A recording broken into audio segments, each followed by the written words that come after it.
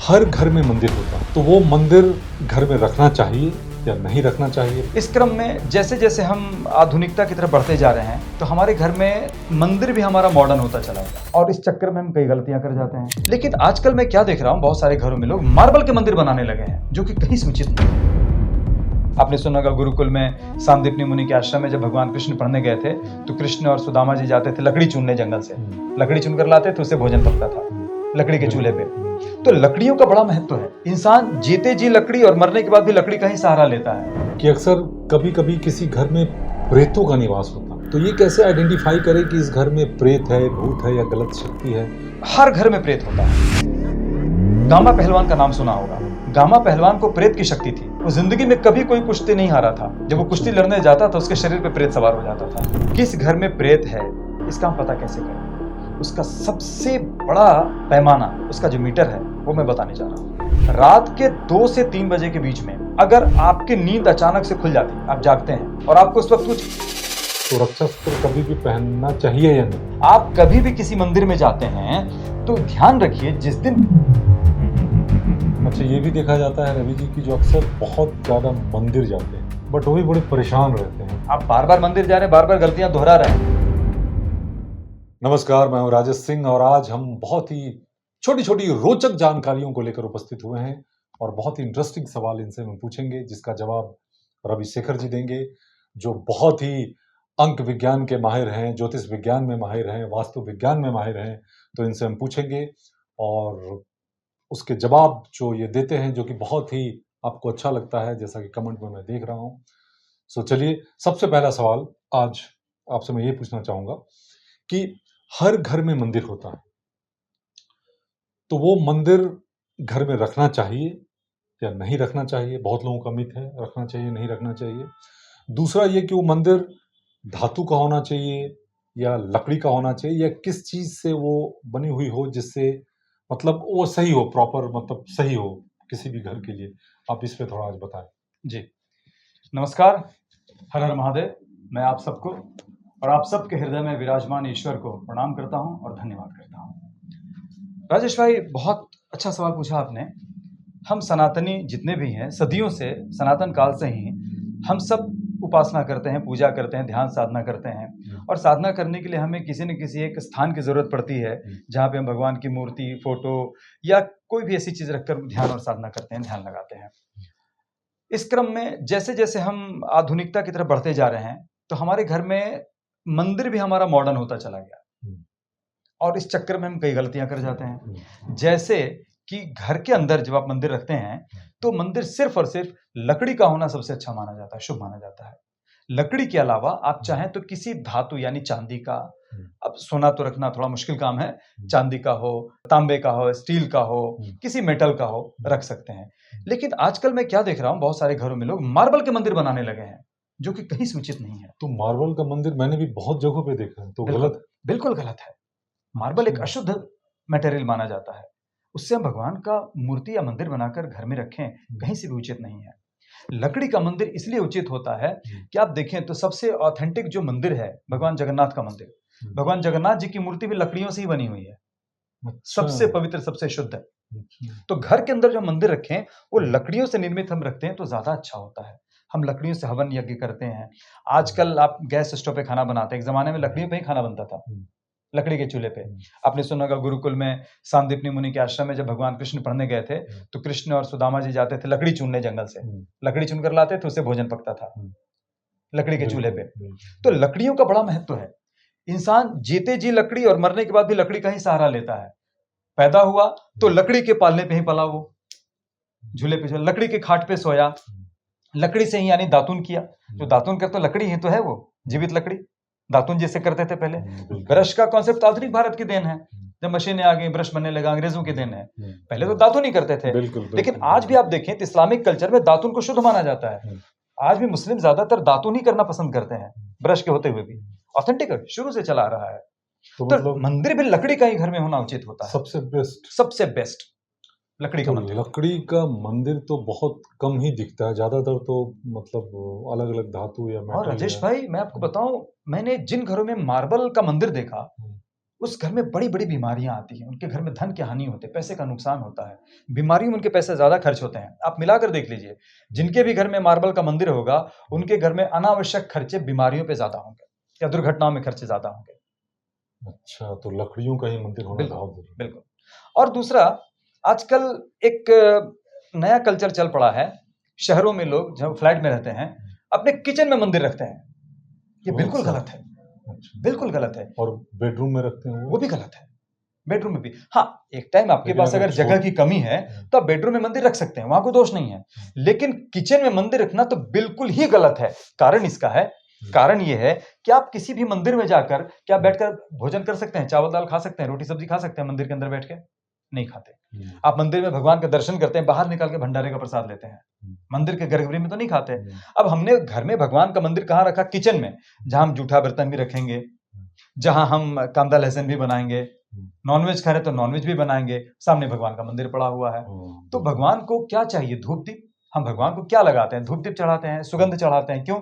भगवान को खुशबू पसंद है, क्योंकि वायु रूप में ईश्वर होते हैं। तो जो खुशबू है हवा में स्प्रेड होती है, तो वायु स्वरूप में जो देवी शक्ति हैं, उन्हीं से एक्सेप्ट करते हैं भक्ति को, साधना को, पूजा को एक्सेप्ट करते हैं। हम उन्हें फूल चढ़ाते हैं, फूल में सुगंध होती है, गंध अक्षत पुष्प चढ़ाते हैं। लेकिन हम मंदिर में, अगर मंदिर हमने किचन में रखा हुआ है और नॉनवेज बना रहे हैं, तो भगवान को क्या सुगंध लगा रहे हैं? मांस का, अंडे का, ऑमलेट का, इसलिए कभी प्याज भी लहसुन का। तो हमने तो देवी शक्ति को नष्ट कर दिया ना। कहाँ उस घर में आपकी देवी शक्ति एनर्जी आएगी? उस घर में आपके भगवान क्यों विराजमान होंगे? बदबू के लिए, गंदगी के लिए। ऊपर से हम जूठा बर्तन रखते हैं, जूठा धोते हैं वहां पे, सामने भगवान का मंदिर रखा हुआ है। तो मंदिर आप बेडरूम में रखें तो कहीं ठीक है। हाँ, अगर आपके पास जगह है तो मंदिर ऐसे जगह पे रखें जो ना बेडरूम में पड़े, ना ही किचन में पड़े। आप हॉल में रख सकते हैं, कोई दिक्कत नहीं है, हॉल में रखिए। अच्छा, यानी कि लेकिन किसी लकड़ियों भी का हाल बना है में तो सबसे बेहतर। सबसे बेस्ट मंदिर को किचन में बिल्कुल ना रखें। ठीक है, दूसरा एक मैंने कहा था कि काफ़ी आज छोटी-छोटी बेहतरीन सवाल हम पूछेंगे। दूसरा ये कि अक्सर कभी-कभी किसी घर में प्रेतों का निवास होता है, बट हमें पता नहीं चलता है। जब हम घर ले चुके होते हैं तब पता चलता है कि घर में प्रेत का निवास है। तो ये कैसे आइडेंटिफ़ाई करें कि इस घर में प्रेत है, भूत है या गलत शक्ति है? उसको हम कैसे पहचानें या कैसे दूर करें या कैसे हम अवेयर हों? मतलब हमें पता कैसे चलेगा कि इस घर में कुछ प्रेत का वास है? कैसे वो हमें पता चल सकता है? राजेश भाई, हर घर में प्रेत होता है, हुँ, अच्छा या बुरा। हुँ, अच्छा प्रेत कौन? जो हमारे पितृ होते हैं, दादा, परदादा, पूर्वज। हुँ, उन्होंने शरीर छोड़ दिया, हुँ, लेकिन उनका जो मोह रह गया अपने परिवार के सदस्यों के लिए, अपने बच्चों के लिए, हुँ, नाती-पोतों के लिए, अपने बेटे-बहू के लिए, हुँ, तो उनकी आत्मा उसी घर में कैद होके रह जाती है। लेकिन हमें पता इसलिए नहीं चलता कि हम ब्लेसिंग्स दे रहे होते हैं। रहते उसी घर में विराजमान होते हैं, क्योंकि अच्छा, प्रेत वायु रूप में होते हैं, उनका तो शरीर होता नहीं, अच्छा। हवा के रूप में होते हैं, उस घर में मौजूद होते बट हैं। कहते हैं कि मरने के बाद एक नया शरीर मिल जाता है नहीं, तो सबको नहीं मिलता, कर्म पे अच्छा, आधारित होता है। ऐसे अच्छा। व्यक्ति के कर्म भी तो होने चाहिए नया शरीर के लिए। कुछ लोग ऐसे होते हैं जो तो मुक्त नहीं प्रेत होते जल्दी। जो उस घर में होते हैं बट बिल्कुल, पॉज़िटिव प्रेत के रूप में। पॉज़िटिव प्रेत, वो हमें ज़िंदगी में तरक्की कराते हैं। आपने गामा पहलवान का नाम सुना होगा। हुँ, गामा पहलवान को प्रेत की शक्ति थी। वो ज़िंदगी में कभी कोई कुश्ती नहीं हारा था। जब वो कुश्ती अच्छा। लड़ने जाता था, उसके शरीर पे प्रेत सवार हो जाता था और वो हमेशा कुश्ती जीत कर आता था। कैसे पता चलेगा कि मतलब प्रेत है? मतलब हमें पता कैसे चलेगा? हाँ, पता करने का एक तरीका है, जैसे आप अगर फ़ीवर होता है तो थर्मामीटर से मेज़रमेंट करते हैं। हुँ, कपड़ों का मेज़रमेंट लेना है तो मीटर में उसको मापते हैं। हुँ, लिक्विड किसी चीज़ को तौलना है तो लीटर में उसको आप मापते हैं। हुँ, दूध और पानी को लीटर में तौलते हैं। हुँ, वैसे ही हर चीज़ का मेज़रमेंट है। हुँ, किस घर में प्रेत है, हुँ, इसका हम पता कैसे करें? हुँ, उसका सबसे बड़ा पैमाना, उसका हुँ, जो मीटर है, वो मैं हुँ, बताने जा रहा हूँ। रात के 2 से 3 बजे के बीच में हुँ, अगर आपकी नींद अचानक से खुल जाती है, आप जागते हैं, हुँ, चाहे वो किसी भी कारण से आप जाग रहे हो, हुँ, लेकिन ठीक 2 से 3 के बीच में आप अगर जाग रहे हैं हुँ, और आपको उस वक़्त कुछ खाने का दिल करे, स्पेशली मीठा खाने को दिल करे, हुँ, आप खा ओके, पी रहे हैं, तो समझिए कि आपके शरीर पर विराजमान प्रेत उस चीज़ को खा रहा है। आप नहीं खा रहे होते हैं, आप प्रेत के प्रभाव में हैं। क्यों? बट कि कोई नुकसान प्रेतों का समय जो होता है ना, हाँ, 2 बजे से 3 बजे के बीच का 1 घंटे का होता है। उस हुँ, वक़्त प्रेत बहुत एक्टिव होते हैं और कुदरती नियम ये है कि कोई भी इंसान सबसे ज़्यादा गहरी नींद में 2 से 3 के बीच में ही सोता है। और साइंस भी ये कहता है कि जब हम 2 बजे से 3 बजे के बीच, 1 घंटे के बीच सो रहे होते हैं, हुँ, तो हमारा लीवर वर्क कर रहा होता है। वो एंजाइम बना रहा होता है, हुँ, खाने को पचाने के लिए। हुँ, और जो व्यक्ति लगातार जागना शुरू कर दे 2 से 3 के बीच में या उसकी नींद टूट जा रही हो, हुँ, तो मेडिकल साइंस कहता है इस व्यक्ति का लीवर खराब होने वाला है। फ्यूचर में इसको कैंसर होने वाला है। तो क्यों? दोस्त ये प्रेत का प्रभाव, क्योंकि जब प्रेत शरीर पे सवार होगा, उन चीजों को वो ग्रहण कर रहा है तो शरीर को दूषित करेगा, बीमारियां आएंगी। ये हमारे मैथो लैंग्वेज में हो गया, लेकिन साइंटिफिकली इसको बोलेंगे इस व्यक्ति का लीवर खराब हो रहा है, ये 2 से 3 के बीच में जाग रहा है, इसका लीवर फंक्शन नहीं कर रहा है। तो प्रेत को आइडेंटिफाई करने के लिए मतलब हमें आप नोटिस करिए कि कि 2 अब से घर 3 में के कोई भी बीच मेंबर आपका हम्म, रात को 2 से 3 के बीच में अगर जाग रहा है और कुछ खा रहा है स्पेशली, तो उस घर में 110% प्रेत है। कभी-कभी हाँ, कभी-कभी नहीं, मैं रेगुलर बात कर रहा हूँ, कंटिन्यूअसली। अगर ये रोजाना उठ के कोई खा रहा है। हाँ, 15 दिन, 20 दिन, महीने दिन लगातार ऐसा हो रहा है तो खतरे की घंटी है। आप सतर्क हो जाइए, इसका समाधान करवाइए। अच्छा, ठीक है। चलिए दूसरा कि अक्सर हम कभी भी किसी मंदिर में जाते हैं, कहीं भी जाते हैं तो रक्षा सूत्र जो है पंडित जी हमें बांध देते हैं।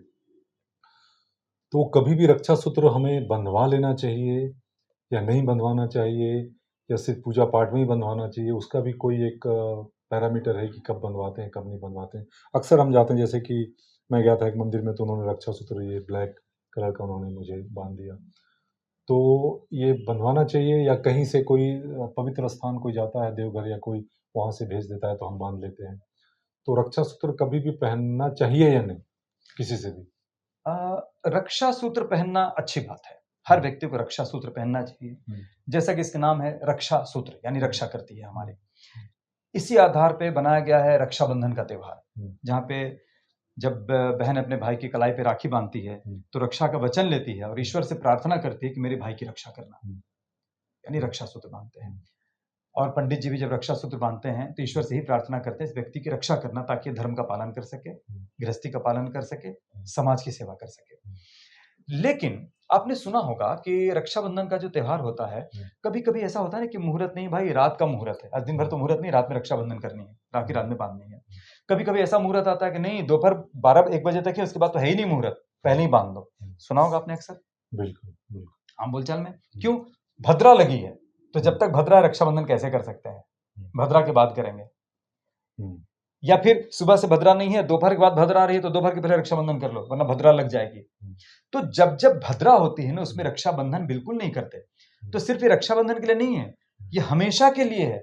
आप कभी भी किसी मंदिर में जाते हैं तो ध्यान रखिए, जिस दिन भद्रा हो और भद्रा उस समय अगर चल रही हो और किसी व्यक्ति ने रक्षा सूत्र बांध लिया, तो उसके साथ साथ भद्रा भी उसके हाथ पे बंध जाती है। तो ये कैसे पता चलेगा कि भद्रा चल और रहा है? भद्रा अगर हाथ में बंध गई तो उसके जीवन के सारे काम बिगड़ने लगेंगे। जिस काम में हाथ डाले वो काम चौपट हो जाएगा। तब व्यक्ति बोलेगा, यार आजकल बड़ा गजब हो रहा है, जिस काम में हाथ डालते वही काम चौपट हो जाता है, बेकार हो जाता है। भद्रा उसके साथ चिपक गई, उसने भद्रा को बांध दिया अपने हाथ में। तो आम दिनों में कैसे पता चलेगा? जैसे कि आज मान लीजिए बुधवार है, हम मंदिर गए और पंडित जी बांधना चाह रहे हैं और मैंने बंधवा लिया, तो कैसे पता चलेगा भद्रा चल रहा है, नहीं चल रहा? पहली बात, जो पंडित जी होते हैं रक्षा सूत्र बांधने वाले, उनको इतनी जानकारी होनी चाहिए कि भद्रा के समय में रक्षाबंधन ना करें, भद्रा को ना बांधें। अगर पंडित जी को जानकारी नहीं है तो रक्षा सूत्र बंधवाने वालों की जिम्मेवारी होती है कि वो पता कर लें कि आज भद्रा है कि नहीं। उसके लिए पंचांग देख लीजिए। तो और भद्रा आजकल तो बहुत इजी है, डेली आजकल होता है या डेली आता है भद्रा? कोई या जरूरी नहीं है, हाँ। कोई जरूरी नहीं है। हुँ। लेकिन भद्रा किस दिन है, कितने बजे से कितने बजे तक है, पंचांग में देख सकते हैं। और आजकल तो बहुत इजी है, आप मोबाइल पे डाउनलोड कर लीजिए पंचांग का कोई भी ऐप। तो महीने में कितने दिन भद्रा आता है? 10 दिन भी हो सकते हैं, 5 दिन भी हो सकते हैं, 15 दिन भी हो सकते हैं। तो बेटर है कि पंडित वो जी से ही नक्षत्र और तिथि के संयोग से बनता है। तो पंडित जी से ही पूछ ले कि पंडित जी भद्रा चल रहा है क्या? हाँ, लेकिन पंडित जी को पता भी तो होना चाहिए। अगर पंडित जी को पता ना हो तो भाई, आजकल इंटरनेट का जमाना है, सारी चीजें ओपन है। आप अपने मोबाइल पे एक ऐप डाउनलोड कीजिए किसी भी पंचांग का। उस पंचांग में, डेली पंचांग में जिस समय आप रक्षा सूत्र बंधवाने जा रहे हैं, आप पंचांग अपने मोबाइल पे ऐप ओपन कीजिए और देखिए आज भद्रा है कि नहीं है, तो कितने बजे से कितने बजे तक है। तो जिस वक्त आप रक्षा सूत्र बंधवा रहे हैं उस वक्त अगर भद्रा नहीं है बंधवा लीजिए, और भद्रा है तो उनको मना कर दीजिए कि नहीं बंधवाना मुझे। अच्छा, कुछ लोग होते हैं जो मतलब कहते हैं नाखून काटने का भी कुछ नियम है, आप कभी भी नाखून नहीं काट सकते, पर्टिकुलर किसी दिन ही काटना है नाखून। तो इसके बारे में क्या कहना चाहेंगे ना, ये कभी भी काटना चाहिए या कभी-कभी काटना चाहिए या इसका क्या है? इसके पीछे भी कोई तर्क है, लॉजिक है, क्या है? बिल्कुल है। इसमें कुछ दंत कथाएं हैं, किंवदंतियां हैं, कुछ ऑथेंटिक बातें भी हैं। अब जहां तक मेरा मानना है कि नाखून आप किसी भी दिन काट सकते हैं, उसमें कोई बुराई नहीं है। और बाल भी? हाँ, बाल भी। लेकिन एक चीज का ध्यान रखें गुरुवार को तो बिल्कुल ही ना काटे, नाखून नाखून और बाल दोनों। और दूसरा सोमवार के दिन, ये 2 दिन हमेशा अवॉइड करना चाहिए। कारण गुरुवार और सोमवार नाखून और बाल बिल्कुल नहीं काटना चाहिए। कारण कारण बिल्कुल, हम जिस पृथ्वी पे निवास कर रहे हैं, इस पृथ्वी के मालिक महादेव हैं, अधिपति हैं भोलेनाथ, कैलाश पे निवास करते हैं। और हम मनुष्य का सौभाग्य है कि हम भोलेनाथ के साथ इस धरती पे निवास कर रहे हैं। उनका दिन सोमवार होता है और कहते हैं सोमवार के दिन भगवान शिव इस पृथ्वी पर अमृत की वर्षा करते हैं, ब्लेसिंग्स देते हैं। अब वो ब्लेसिंग्स जब हमारे शरीर पे आ रही होती है, हमने कोई हिस्सा काट दिया तो क्या पता वहीं पे ब्लेसिंग्स आ रही है, हमने काट के फेंक दिया उसको। जब नाखून काटने चले, बाल काटने चले, तो पता चला ब्लेसिंग्स हमारा वही हिस्सा उस खींच रहा था, भगवान शिव की ब्लेसिंग्स को खींच रहा था अपनी तरफ, हमने उस हिस्से को काट कर फेंक दिया, तो हमें क्या लाभ मिला? अच्छा, इसलिए नाखून काटते नहीं, कोई चीज काट पीट नहीं करते। रही बात गुरुवार के दिन, तो हम सब जानते हैं, साइंटिस्ट ने भी प्रूफ कर दिया कि हमारे गैलेक्सी में सबसे बड़ा ग्रह बृहस्पति है, जुपिटर, गुरु, इसको सबसे बड़ा ग्रह माना गया है। और जुपिटर इतना पावरफुल ग्रह है, उसका ग्रेविटी पावर इतना स्ट्रांग है कि बहुत सारे जो उल्का पिंड हमारी पृथ्वी से टकराने वाले होते हैं, एक भी टक्कर मार दे तो हमारी पृथ्वी को चूर कर दे, धूल बना दे। लेकिन बृहस्पति का जो ग्रेविटी पावर है, उनका पिंड को अपनी तरफ खींच लेता है, उनको डैमेज कर देता है। यानी जुपिटर हमारा प्रोटेक्टर है, हमारी अर्थ का प्रोटेक्टर है, हम सबका प्रोटेक्टर है, देवगुरु बृहस्पति। तो बृहस्पति जो कि सबसे बड़ा ग्रह है, वो पृथ्वी पर हमेशा नजर रखता है, हमेशा नजर रखता है और पृथ्वी को अपनी शक्ति, अपनी ब्लेसिंग्स देता रहता है। स्पेशली गुरुवार के दिन जुपिटर प्लेनेट जो है, गुरु ग्रह जिसको हम कह सकते हैं, देवगुरु बृहस्पति कह सकते हैं, पृथ्वी वासियों को अपनी ब्लेसिंग्स दे रहे होते हैं, पावर दे रहे होते हैं, हमें शक्ति और ज्ञान दे रहे होते हैं। तो अब हमने जो कपड़े पहन रखे हैं, हमने जो बाल बढ़ा रखे हैं, नाखून बढ़ा रखे हैं, अब हमारे शरीर के किस हिस्से से ब्लेसिंग्स आ रही है? हमने हेयर कट किया, पता चला उसी हिस्से में देवगुरु बृहस्पति अपनी शक्ति बरसा रहे थे, अपना पावर दे रहे थे, हमने काट के फेंक दिया, नाखून काट दिया, हमने कपड़े धो दिए। इसीलिए कपड़े धोने की मनाही है, गुरुवार के दिन कपड़े नहीं धोना है, बाल नहीं धोना है, गुरुवार के दिन कपड़े नहीं धोते, कपड़े प्रेस नहीं करवाते कि भाई हम जो कपड़े पहन रखे हैं, हमने इसको कहीं सुखा रखा है, हमने धो के इसको टांगा सूखने के लिए हैंग कर दिया है, हैंग कर दिया। अब उसके अंदर हो सकता है कि ब्लेसिंग्स आ रही है, हम इसको प्रेस करवा दिया, आग के हवाले कर दिया, डैमेज कर दिया। और बाल भी नहीं धोना चाहिए, तो स्नान करें, स्नान कर सकते हैं, लेकिन वो आप जो साबुन या शैम्पू का इस्तेमाल करते हैं, यानी अपने रगड़ रगड़ के धो दिया, वो नहीं, आप साधारण जल डाल सकते हैं, प्लेन वाटर डाल सकते हैं। अवॉइड करना चाहिए। तो ये 2 दिन आप बाल नाखून नहीं कटवाएं तो ज्यादा अच्छा होता है। आपको महादेव की और देवगुरु बृहस्पति के दोनों की ब्लेसिंग्स मिलती है। यहाँ पे ये लॉजिक काम करता है। ऐसा कोई पाप और पुण्य वाली बात नहीं है कि गुरुवार को नाखून काटने बहुत बड़ा पाप लग जाएगा। आप वो जो एनर्जी मिल रही थी ना, उससे आप वंचित रह जाएंगे, वो आपको नहीं मिल पाएगी। बस इतना समझ है। हाँ, नियम ये कहता है कि नाखून काटने बैठे तो सबसे पहले अपने राइट हैंड का नाखून काटें, फिर लेफ्ट हैंड का। इस 2 दिन तो नहीं ना? इस 2 दिन छोड़ के बाकी किसी भी दिन आप नाखून काटने बैठ रहे हो तो आपकी फेस या तो ईस्ट की तरफ हो, नॉर्थ की तरफ हो। जो लोग एक्टर हो, उनकी शूटिंग ही हो उस दिन, थर्सडे के दिन, तो उनको तो मजबूरी है। अब रोजगार, रोजी रोटी के लिए आपको कुछ भी करने के लिए छूट है, आप कर सकते हैं, आप क्षमा मांग के कर सकते हैं, इसमें कोई नुकसान तो नहीं है। आपको जो ब्लेसिंग्स मिल रही थी उस दिन आपको नहीं मिलेगी, सीधी बात है, उस दिन आप वंचित रहेगा उस ब्लेसिंग से। अच्छा, ये दिखाया अब जब नाखून काटने बैठते हैं तो पहले राइट हैंड की नाखून काटिए। शुरू कहां से करें? अंगूठे से। यह हमारी आत्मा है, सबसे पहले आत्मा, फिर शरीर। तो पहले अंगूठा, उसके बाद उंगलियों के नाखून काटें क्रमशः, फिर लेफ्ट हैंड का अंगूठा, फिर उंगलियों के नाखून काटें। और पैरों का अगर काटना उसके बाद पैरों पे आए, फिर राइट पैर, उसमें भी अंगूठा, अंगूठे से उंगलियों की तरफ, फिर लेफ्ट पैर का अंगूठे से उंगलियों की तरफ। ये क्रम है नाखून काटने का। आप ऐसे के नेल्स कट करेंगे तो आप देखेंगे आपके जीवन में उत्तर वृद्धि होगी, आप एकदम सिस्टमेटिक रास्ते पे चल रहे होंगे। इसके अलावा आप अटपटा नाखून अगर काट रहे होते हैं तो आपके माइंड में सेट हो जाता है अस्त व्यस्त जीवन, आपका जीवन उथल पुथल। सबसे पहले अंगूठा, उसके बाद तर्जनी, क्रमशः जैसे उंगलियां चल रही हैं वैसे चलाइए। यहाँ से शुरू कीजिए यहाँ तक, यहाँ से शुरू कीजिए यहाँ तक। राइट का पहले पूरा और फिर लेफ्ट का पूरा, फिर पैर में राइट पैर का पहले, लेफ्ट का बाद में, और अंगूठे से शुरू कीजिए, उंगलियों तक आइए। ये क्रम है। तो इससे क्या होगा, आपके लाइफ में एक डिसिप्लिन पैदा होगा, एक रूटीन पैदा होगा और आप बिल्कुल सिस्टमेटिक चलेंगे। तो 2 दिन बिल्कुल अवॉइड करना चाहिए।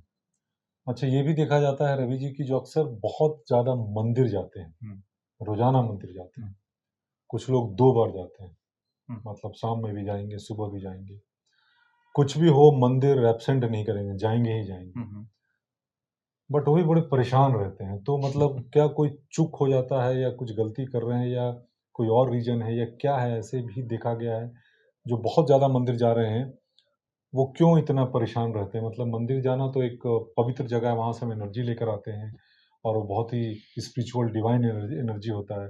तो और अच्छा होना चाहिए, लेकिन ऐसा अक्सर देखा गया है, बहुत ज़्यादा मंदिर जाने वाले भी बहुत परेशान रहते हैं। तो ये ऐसा क्यों? मतलब ये भी कई लोगों का ये सवाल है जो उन्होंने मुझसे पूछा हम्म, था। हुँ, होता है सबके साथ नहीं, कुछ लोगों के साथ, हुँ, या यूं कह सकते हैं कि बहुत लोगों के साथ ऐसा होता है हुँ। कि जो लोग ज्यादा मंदिर जाते हैं वो ज्यादा दुखी मिलेंगे। क्यों? ये तो अच्छी बात और है मंदिर कुछ जाना। ऐसे भी लोग हैं जो डेली मंदिर जाते हैं बड़े सुखी भी हैं, ऐसा भी हुँ, है। हुँ, कारण ये है हुँ, कि आप जितनी गलतियां करें उतना पनिशमेंट। हुँ, आप बार बार मंदिर जा रहे हैं, बार बार गलतियां दोहरा रहे हैं, हुँ। तो उतना ज्यादा पनिशमेंट तो आपको मिलने गलती वाला है। मंदिर जाने में गलती क्या है? मतलब इसमें तो जो हाँ, होती है, गलती होती है। हाँ, जैसे हुँ, आपके घर पे कोई गेस्ट आएगा, हुँ, तो आने के बाद क्या करेगा, पहले डोरबेल बजाएगा। हुँ, तो आपने क्या समझा, कोई आया, हुँ, आपने दरवाजा खोला, हुँ, घर के अंदर एंटर हो गया, हुँ, आपने बैठा, बातचीत किया, नाश्ता पानी हो गया। हुँ, अब वो बंदा जाने लगा, हुँ। तो क्या जाते समय वापस बेल बजाएगा वो? नहीं, क्यों बजाएगा? लॉजिक ही नहीं है बजाने का। भाई वो जा रहा है ना वो। बट हम लोग आते हुए मंदिर हम लोग क्या करते घंटी हैं, मंदिर बजाते जाते हैं तो घंटी बजाना समझ में आता है कि हैं। हम किसी भी भगवान के मंदिर में जाएं, हुँ, तो देवी देवता हमेशा ध्यान मुद्रा में होते हैं। तो घंटी बजा तो कर हम घंटी जाते हैं। बजा के उनको एहसास दिलाते हैं, उनको हुँ, अपनी उपस्थिति दर्ज कराते हैं कि प्रभु हुँ, आपकी शरण में आया हूँ, हमारी तकलीफ है, सुन लीजिए। तो भगवान ध्यान से बाहर आते हैं हुँ, और देखते हैं इस बंदे को क्या तकलीफ है, किस लिए आया है, और उसको वरदान देके वापस ध्यान में चले जाते हैं। और हम फिर क्या करते हैं, उनको डिस्टर्ब करने के लिए जाते समय मंदिर बजा के निकल, घंटा बजा के मंदिर से बाहर निकल गए। जब भगवान ने देखा कि किसने बजाया, क्या चाहिए, तो व्यक्ति नदारद, तो हुँ, उनको क्रोध आता है कि हमें हुँ, परेशान कर दिया, हुँ, हमारे ध्यान को भंग कर दिया, हुँ, तो उसके सारे पुण्य नष्ट, श्राप पड़ गया उसको। तो हुँ, मंदिर जाते समय तो घंटा बजाइए, हुँ। वापस आते समय घंटा मत बजाइए, भगवान का ध्यान मत भंग करिए, ये पाप है। इससे आपके पुण्य नष्ट होते हैं। दूसरा, तो इतनी छोटी-सी बात से भगवान नाराज़ हो नाराज जाएँगे? नहीं होंगे, हुँ, वो परेशान हो जाते हैं, चिड़चिड़ापन आएगा आपके अंदर। हुँ, मान लीजिए कोई व्यक्ति आपके घर पे आया, हुँ, वो जा जाके बार बार निकला बेल बजा रहा है, आपको इरिटेशन नहीं होगा, चिड़चिड़ापन नहीं होगा? अरे भाई क्या बेल बजा रहे हो, गया ना, हुँ, या तो अंदर आओ या बाहर जाओ। हुँ, हुँ। अच्छा, तो आप परेशान कर रहे हैं तो ना एक तरह से। ये गलती तो हर कोई करता है। मैं भी आते हुए मैं भी घंटी बजाता नहीं, हूँ। इसलिए जीवन में कष्ट आने लगता है, परेशानियां आने लगती हैं। हुँ, दूसरी बात, हुँ, आमतौर पे घंटी बजाने से क्या होता है, हमारे शरीर में घंटी की जो ध्वनि जाती है ना, हुँ, हमारे रोम रोम को एक्टिवेट करती है। हुँ। हम लोग की आदत क्या है, घंटी बजाया आगे बढ़ गए, उसकी एनर्जी लिया ही नहीं। घंटी बजाने का नियम ये है हाँ, कि हुँ, घंटी बजा के उसके नीचे खड़े रहिए, हुँ, उसकी जो ध्वनि है, उसकी वाइब्रेशन को अपने बॉडी में पूरा उतरने दीजिए। हुँ, जब उस घंटी की ध्वनि शांत हो तब आगे बढ़िए। हुँ। आपको अच्छा, घंटी बजाने का फायदा ही नहीं होगा, आपने घंटी बजाया और आगे बढ़ गए। तो ये गलती अमूमन तौर पे लोग करते हैं। दूसरी बात, हुँ, मंदिर में बहुत से लोग को देखे होंगे, परिक्रमा करते हैं, हुँ, फेरे लगाते हैं। हुँ, परिक्रमा लगाते समय मंदिर का जो पीछे का हिस्सा है, पीछे की दीवार, हुँ। मस्त उस पे चिपक जाएँगे, अपना हाँ, सर जाकर पटकेंगे, प्रणाम भी करते हाथ हैं। लगाएँगे, हुँ, कुछ-कुछ मंत्र भी लिखने लगते हैं उसके हुँ, ऊपर। हुँ, कुछ लोग तो कॉइन भी चिपकाते हैं वहाँ हुँ, जाकर। हुँ, बस हुँ, उनके सारे पुण्य वहीं पे नष्ट हो जाते हैं। जितने हुँ, पुण्य कमाया था मंदिर आने के बाद, हुँ। सारे पुण्य वहीं नष्ट करके खाली हाथ जाते हैं वहाँ से। अच्छा, तो कभी भी मंदिर मंदिर के के पीछे की दीवार को स्पर्श भी नहीं करना चाहिए। मूर्ति के पीछे। हाँ, टच भी नहीं करना चाहिए। ठीक है। क्योंकि आमतौर पे हमने सुना होगा कि गणपति जी के पीठ में दरिद्रता का निवास है। हुँ, इसलिए उनके हुँ, पीठ के दर्शन नहीं करते, हुँ, फ्रंट के दर्शन करते हैं। भाई किसी की आँखें सामने है ना, सामने से हुँ, देखेगा। हुँ, पीछे तो उसकी आँखें हैं नहीं। हुँ, आप उसकी पीठ को सहला रहे हैं, हुँ, उसके थपकी लगा रहे हैं, उसपे मंत्र लिख रहे हैं, तो दिखाई तो दे नहीं रहा है, हुँ, कौन क्या कर रहा है। हुँ। बिल्कुल तो सही। पीठ पे राक्षसों का निवास बताया गया है, प्रेतों का निवास बताया गया है। हुँ, तो आपने जैसे भगवान के दर्शन किए, जो एनर्जी आपके अंदर आई, हुँ, आपने सर हाथ लगाया, राक्षसों को सारी शक्ति दे दी, प्रेतों को शक्ति दे दी, खाली हाथ आ गए। कुछ नहीं मिला आपको मंदिर जाने से। और आप बोले मंदिर तो जाता हूँ, लेकिन फायदा नहीं होता। आप फायदा लेकर आए कहाँ से? आप तो सब लुटा कर आए, कुछ लेकर ही नहीं आए। हुँ। इसलिए कभी भी मंदिर के बैक साइड जाकर सर को नहीं झुकाना टच भी चाहिए। नहीं करना चाहिए, साइड से निकलिए, भगवान को सामने से आकर प्रणाम करके आशीर्वाद लीजिए, हाँ, पीछे उनके पीठ को हाथ मत और लगाइए। जब भी हम रिटर्न आए उस वक़्त घंटी ना बिल्कुल बजाएँ। नहीं बजाना चाहिए। ये 2 गलती अमूमन तौर पे लोग करते हैं। बिल्कुल। परिक्रमा करते हुए पीछे भी जाते हैं। हुँ। और कोई गलती जो अनजाने में लोग कर देते हैं? ऐसे तो बहुत सारी गलतियाँ होती हैं, बट ये हुँ, 2 सुधार लें, तो हुँ। बहुत हद तक भगवान की कृपा लेकर आएँगे, ईश्वर की कृपा लेकर आएँगे। बहुत अच्छी बात। चलिए बहुत-बहुत धन्यवाद और दोस्तों अगर आपने सब्सक्राइब नहीं किया है तो ज़रूर करें और रवि जी से अगर बात करना चाहते हो तो डिस्क्रिप्शन बॉक्स में उनका नंबर है, आप चाहें तो कनेक्ट कर सकते हैं, बात कर सकते हैं, डायरेक्ट कॉल कर सकते हैं और हम फिर अगले एपिसोड में कुछ अच्छी जानकारी के साथ, रोचक जानकारी के साथ मिलेंगे। अगर आप फेसबुक देख रहे हैं तो इसे फॉलो करें, अगर इंस्टा देख रहे हैं तो भी फॉलो करें और यूट्यूब देख रहे हैं तो इसे सब्सक्राइब ज़रूर करें। आपका एक सब्सक्रिप्शन से हमारा मनोबल काफ़ी बढ़ता है और जो भी कमेंट बॉक्स में अगर आप कोई भी सवाल आपके हों तो कमेंट कर सकते हैं, ताकि हम उस सवाल के ऊपर हम रवि जी से पूछेंगे और फिर हम उस पर चर्चा करेंगे। सो आपने हमें इतनी दूर तक देखा, इसके लिए बहुत बहुत धन्यवाद। नमः शिवाय, गॉड ब्लेस यू। बहुत जल्द हम फिर मिलते हैं। बाय। हर हर महादेव।